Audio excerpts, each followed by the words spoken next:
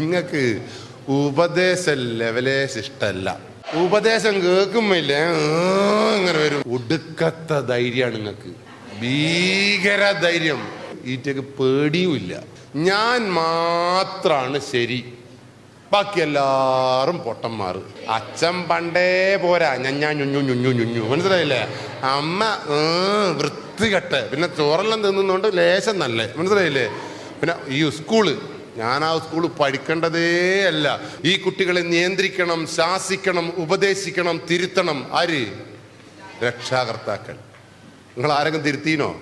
നിങ്ങൾ എന്തെങ്കിലും പറയുമ്പോഴേക്ക് ആയ് വണ്ടറു എന്ന് പറയുന്ന അമ്മയാണെങ്കിൽ നിങ്ങൾ ഓർമ്മിച്ചോ, നിങ്ങളെ കാര്യം പോക്കാണ്.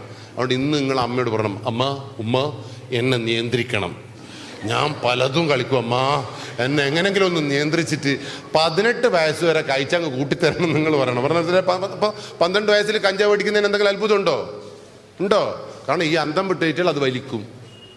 അപ്പോൾ ആ അവസരം നിങ്ങൾ കൊടുക്കരുത്. അതിനെന്ത് ചെയ്യണമെന്നറിയോ? വീട്ടിലൊരു നിയമം ഉണ്ടാവണം.